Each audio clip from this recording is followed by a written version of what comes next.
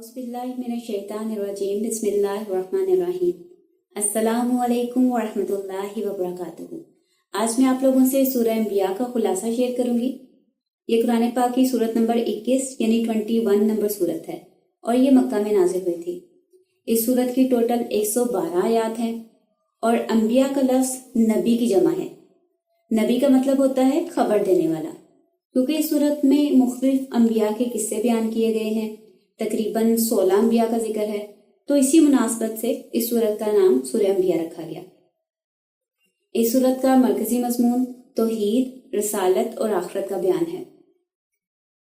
ये सूरत मक्का में उस वक़्त नाज़िल हुई जब काफिर मुसलमानों पर हर तरह के जुल्म कर रहे थे। तो इन हालात में अल्लाह ताला ने ये सूरत नाज़िल फरमाकर मुसलमानों को तसल्ली दी और काफिरों को वार्निंग दी जो गफलत में पड़े हैं और उनके हिसाब का वक्त करीब आ गया है।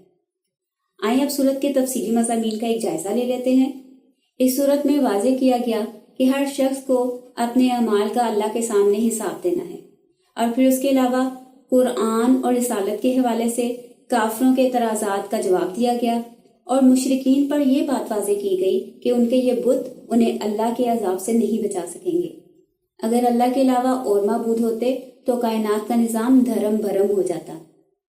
उसके अलावा फरिश्तों के हवाले से वजाहत की गई कि वो अल्लाह की औलाद नहीं बल्कि उसके मुअज़्ज़ज़ बंदे यानी उसकी मखलूक हैं जो उसका हर हुक्म मानते हैं, और अगर कोई फरिश्ता भी अल्लाह की नाफरमानी करेगा तो अल्लाह ताला उससे भी जहन्नम में डाल देंगे।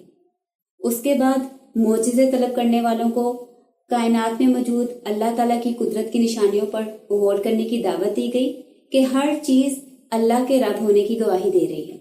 फिर अगली आयात में दावत हक की कामयाबी की पेशन गोई की गई कि जिस दावत को काफिर दबाने की कोशिश कर रहे हैं वो किसी सूरत भी इसको रोकने में कामयाब नहीं हो सकेंगे। फिर उसके बाद अंबिया कराम के मुख्तलिफ वाक़यात का जिक्र किया गया और ये बताया गया कि जब उनकी कौमों ने अपने रसूलों को झुठलाया, उनका इनकार किया, तो उन पर अल्लाह ताला की तरफ से अजाब नाजिल हुआ। यानी इसमें मक्का वालों के लिए एक किस्म की वार्निंग दी गई कि अगर ये लोग भी रसूल सल्लल्लाहु अलैहि वसल्लम की मुखालफत से बाज नहीं आएंगे तो इनका अंजाम भी वैसा होगा जैसा पिछले लोगों का हुआ था।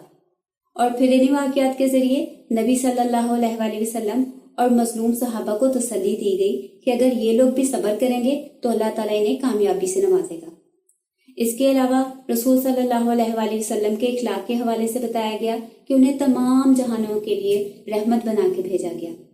फिर सूरत के आखिर में क़यामत के अहवाल बयान किए गए और ये वाज़ेह किया गया कि जो कोई भी इखलास और साबित कदमी के साथ नेकी के रास्ते पर चलता रहेगा तो आखिरत में उसे ना तो परेशानी होगी और ना कोई खौफ होगा, बल्कि उसको जन्नत में दाखिल कर दिया जाएगा। अल्लाह ताला हमें भी इन लोगों में शामिल फरमा ले, आमीन। तो ये था हमारा सूरह अंबिया का खुलासा। सुब्हानकल्लाहुम्मा व बिहम्दिका नशहदु अन ला इलाहा इल्ला अंता नस्तगफिरुका व नतूबु इलैक।